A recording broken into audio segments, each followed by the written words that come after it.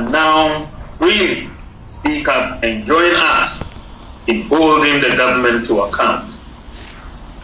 We are therefore meeting at a very critical intersection of our political history. The steps we take from this point onwards will be central to delivering Ghanaians from this unambitious and overpromising and under-delivering NDC government. I want to start by congratulating you for the hard work you have done so far. The last 17 months, when all has been said and done, you have been the last line of defense and glimmer of hope for the Ghanaian. You have stood and defended our nation and party to everyone's admiration, earning you the accolade, the mighty minority. Well done, well done, well done.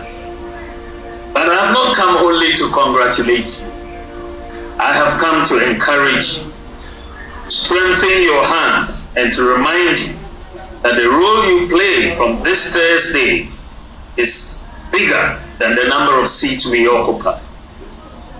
Are the parliamentary face of the hope that millions of Ghanaians still have in the new patriotic party. You are the expression of the ambition and plans of our party for the people of Ghana. Do not underestimate your place in this moment. In opposition, the Minority Caucus is not a spectator.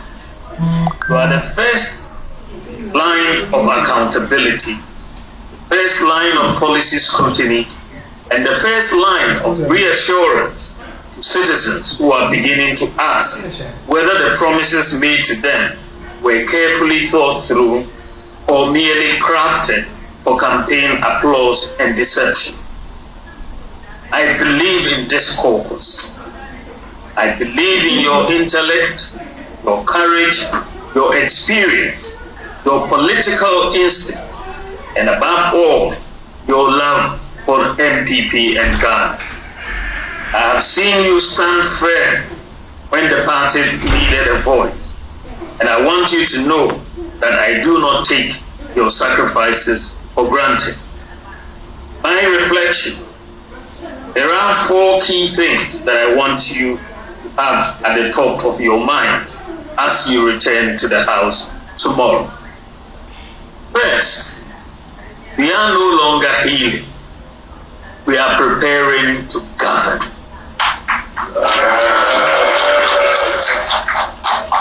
We have finished the period of introspection. We must now position ourselves credibly as a party preparing to govern from 7th January 2029.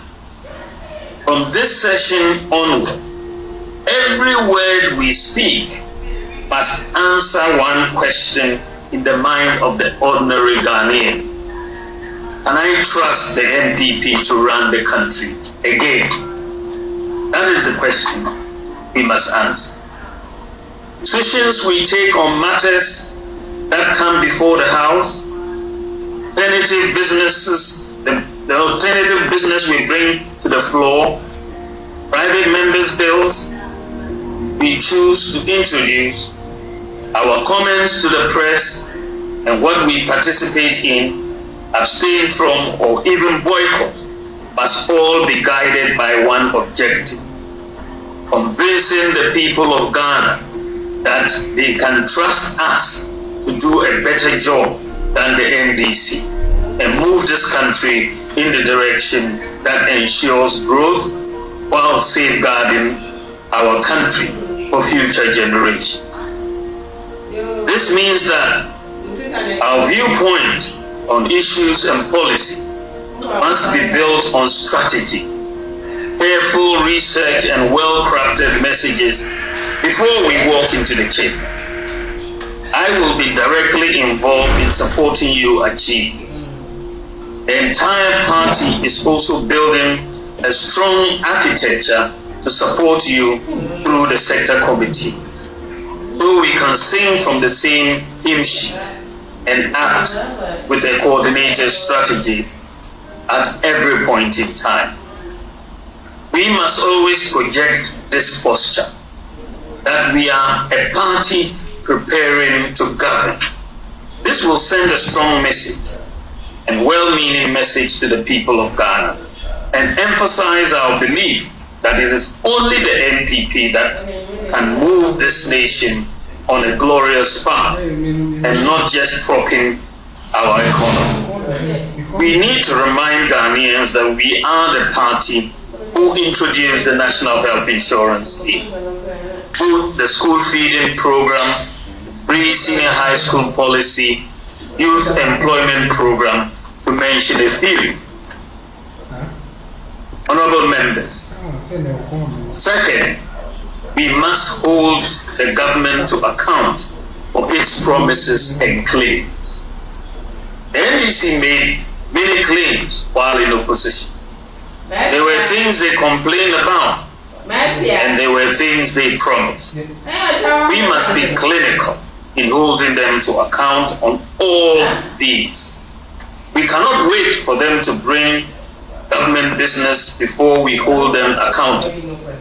Through questions, statements, and motions, we need to bring business from our side that holds the NDC accountable for its past claims. And this must be persistent.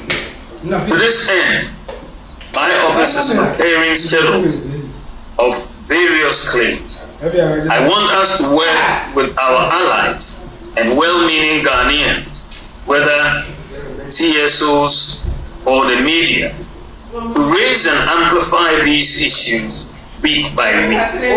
That is how we will gradually wear down their goodwill, expose the gap between promise and delivery, begin to win back the confidence of Ghanaians well before their primaries in 2028. We cannot wait until 2028. This must be done now. The only thing this administration claims to have credit for so far is the propped up macroeconomic stability. First, let's be clear that the road to stability started on our watch after the twin crisis that hit us. Second, as we all know, stability is not an end to itself. It is a means to an end. If you ask the NDC today, name 3 policies that they implemented that achieved this stability. 3 new policies. They cannot. I mean, they cannot name 3 new policies that achieved this stability. And you couldn't have achieved this stability without the goals for reserves program, which they cannot claim as much as they try. Cannot achieve this stability without a difficult debt restructuring program we undertook. Cannot achieve without this.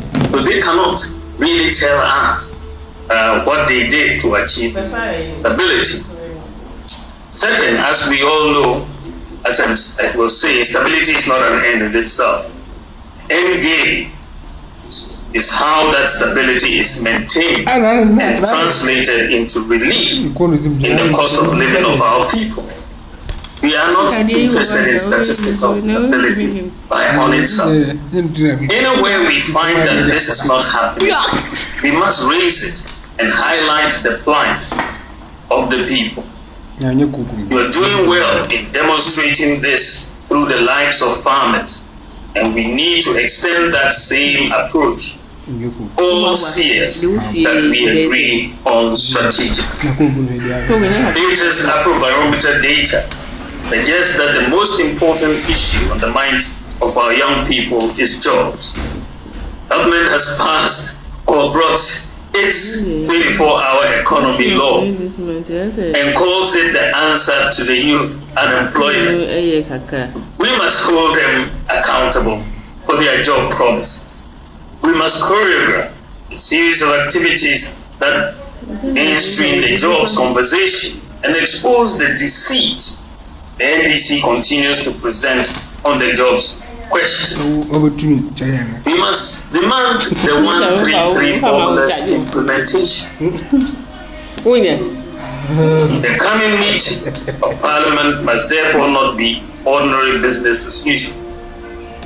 24-hour economy, real cost and implementation plan of that policy, the credibility of the job promises, rising pressure on households, the cost of doing business, the return of Jumso, the future of our farmers, the fight against galamsey, the management of our natural resources, including lithium, and the use of statutory funds such as the District Assembly's Common Fund, must all receive disciplined, persistent, and evidence-based scrutiny from our side. Where government makes a claim, ask for the numbers. Where government announces a program, ask for the budget, implementation architecture, the timelines, the beneficiaries, and the measurable outcomes. Where government takes credit for stability, ask how that stability is reaching the market woman, the teacher, the nurse, the cocoa farmer, the graduate, the trotro driver, the small business owner, and the unemployed youth. The people are not interested in slogans anymore. They want to know whether jobs are being created, whether prices are easy, whether the lights are stable, whether the roads are being fixed, whether cocoa farmers are better off, whether illegal mining is being confronted honestly, and whether public money is being protected. These are the issues we must carry into the chamber, into the committee rooms, into our media engagement, and most importantly, back to our constituents. There are times when we must come to the table with alternative propositions. An opposition that opposes everything is heard by nobody.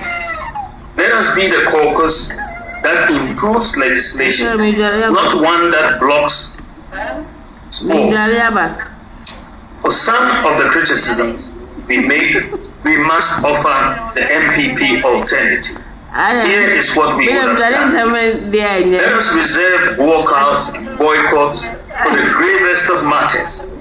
Ghanaians must see us every day as the superior side on substantive ideas to improve the lives of our people. My office and party are on standby, clarify alternative propositions so that you can commit to them on the floor. Let us also be strategic in choosing our battles.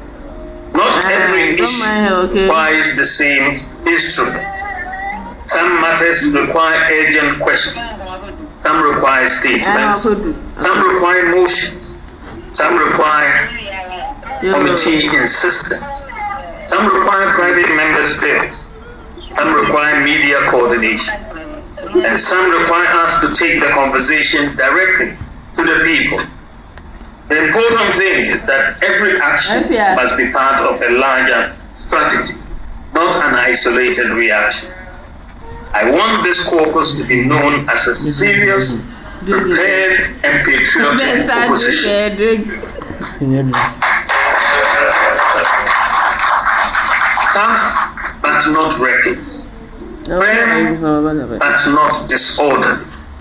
Principled, but not bitter. And always ready to put Ghana first. This is how we win back trust. Honorable members.